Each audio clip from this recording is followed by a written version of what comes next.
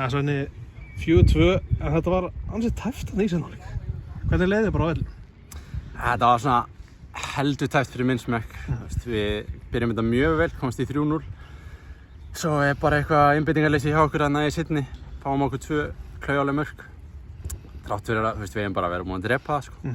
En svo geggja að fá Geira þarna, raketið í gegn og klára þetta fyrir okkur. Svo tilfinningin samt að fyrsti hálftíminn í seinni hálfleik, þeir liggja bara á okkur. Hvað gerist? Ég bara skil það ekki. Við erum búin að gera þetta aðeins í sumar, þú veist. Frammistaðan hefur verið bara mjög góð á köflum og svo, þú veist, kemur eitthvað svona tímabil þar sem að, þú veist, það er bara eins og við séum, ég veit ekki, bara eitthvað einbeitingarleysi, sko. Og það er alveg pirrandi, sérstaklega, þú veist, við höfum verið að byrja að leikja og að fá bara mark á okkur og vera alltaf að reyna að koma tilbaka, eins og seinni áleikurinn var, þannig að það er bara eitthvað sem við þurfum að græja, sko. Fyrri hálfleikurinn, ég held að þetta sé eitthvað besti fyrri hálfleikur eða bara hálfleikur í mótinu. Virkilega góður, sammála því. Já, sérstaklega að því að mörkin fóru detta, sko. Það var, þú veist, þetta var svona svipa væp og á móti HK í fyrsta leik. Þú veist, við vorum að vaða í færum nema þá vildi hann ekki inn, sko. En núna gekk þetta. Markið þitt, lýstu þess, hvernig fær boltan í gegn og aldrei spurningum að vippa bara yfir Óla? Jú, það var bara geggjusendingarna frá Ívari í gegn og þú veist, það var í raun ekki mikið fyrir mig eftir að gera.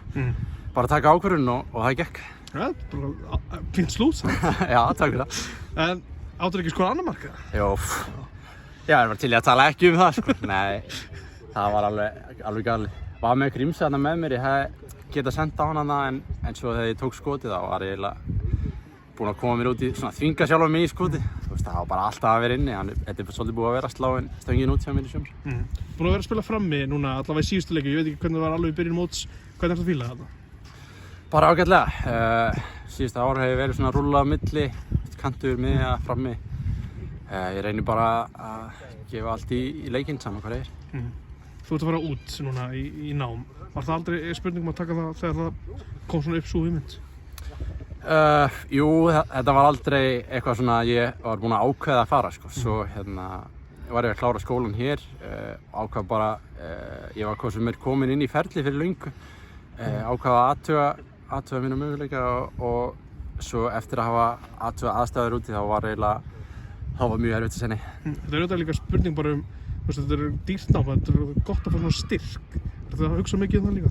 Já, klárlega. Það er, maður hugsar pínu þetta, þú veist, ef maður færi út til Evrópu eitthvað og fengi að læra á sama tíma, þú veist, kæmi heim með masterskráði, þá einhvern veginn, þú veist, það væri aldrei spurning, sko. Þetta er bara geggjað og ég er gríðarlega spenntur fyrir því, sko. Fórnarkostnaðurinn er alltaf að þú nær ekki að klára tímabilið þetta. Já, það er umulegt. Þú mikið að hugsa það líka þegar þú tekur þetta? Ég er að reyna að hugsa ekki það, sko. Ég er bara að reyna að hugsa einn leik í einu og gefa allt í þetta, en auðvitað verður leiðilegt að fara frá þeim á miðju tímabili. Ég langar að spyrja þess út í ummæli Mána Péturssonar í vetur. Það sem að rætt að þú sért að fara út og það sé svona smá uppgjöf á einhverjum svona atvinnumanna draumi. Skilur hvert hann að fara með þessu? Já, það er alls ekki mín skoðun, sko.